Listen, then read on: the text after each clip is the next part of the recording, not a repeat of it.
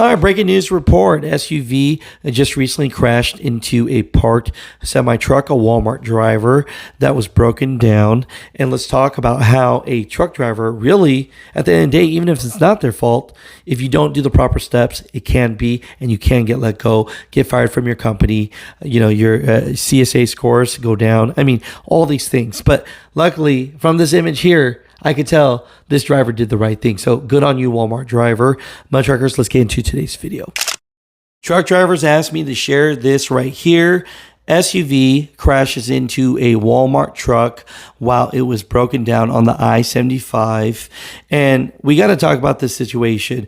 The person in the SUV did lose their life. Now, the Walmart truck driver, very minor injuries, and I'm lucky and happy for that. Of course, rest in peace to the person. But the PSA that all truck drivers want the rest of the motoring public to know is stop driving distracted.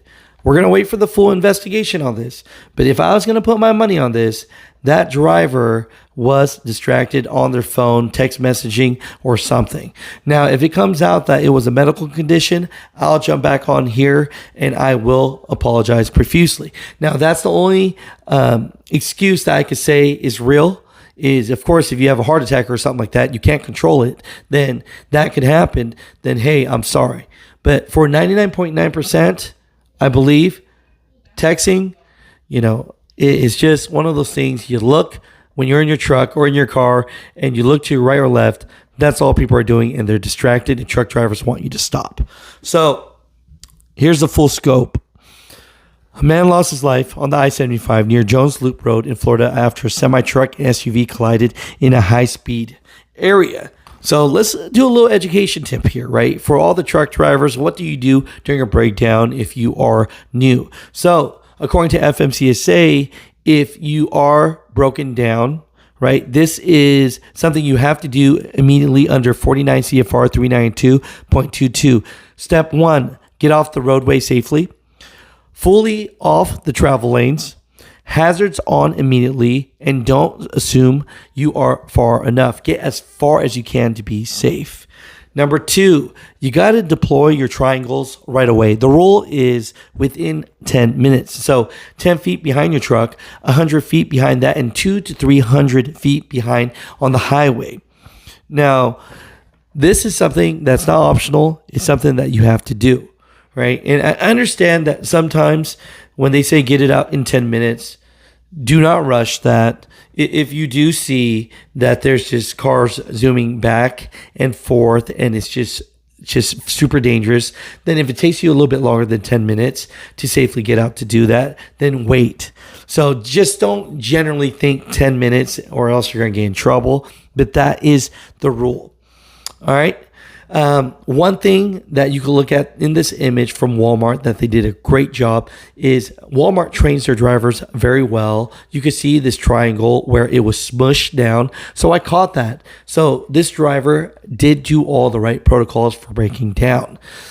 If you don't do that now, even though it's not your fault, it's still going to be a violation, and they're going to dig deeper. And we're going to talk about some of those things, right? Now, the big one is the compliance trap. So this is where truck drivers really get in trouble during a breakdown.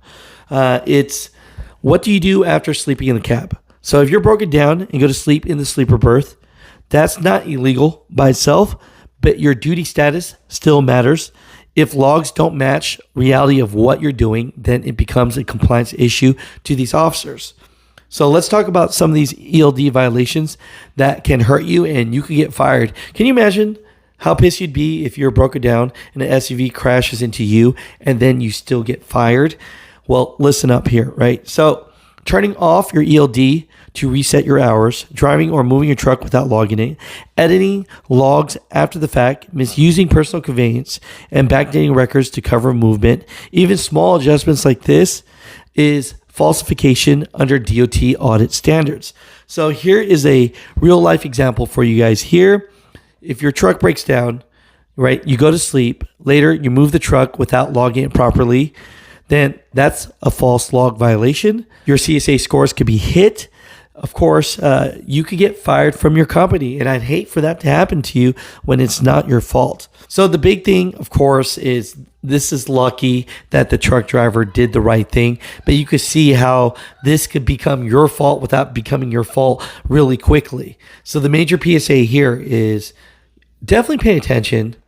Stop jumping on your phones, stop texting, because it's super dangerous and things like this can happen. And when it does happen, if the truck driver doesn't do all the things they're supposed to do, put out their triangles, they accidentally don't log things right if they don't know, next thing you know, they're the one getting fired. So I'm glad this Walmart truck driver did all the right things.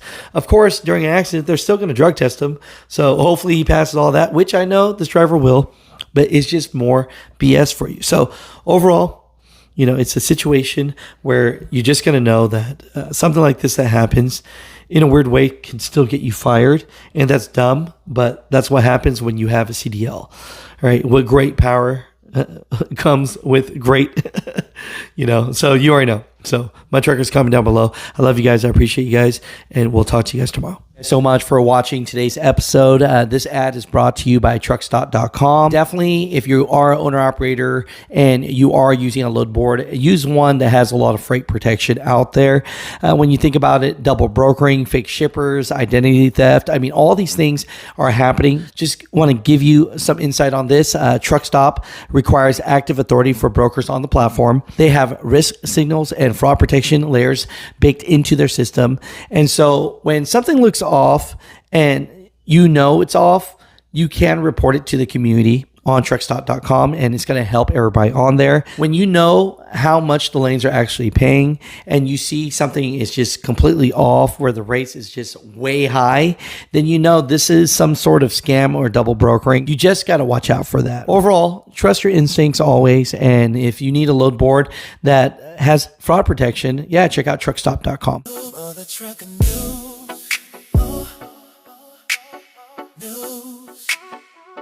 Mutha Trucker news.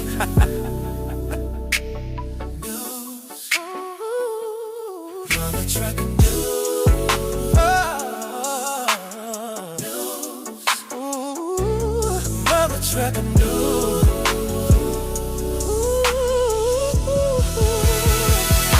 We got them heavy haulers, reefer vans, hoppers, and them fat step backs, double drops, RGNs, takers, containers, dumps, and bulk bags. I don't carry using passenger transporters. We got them low boys, pops, and straight trucks, even driving. You heard me, Mutha Trucker news.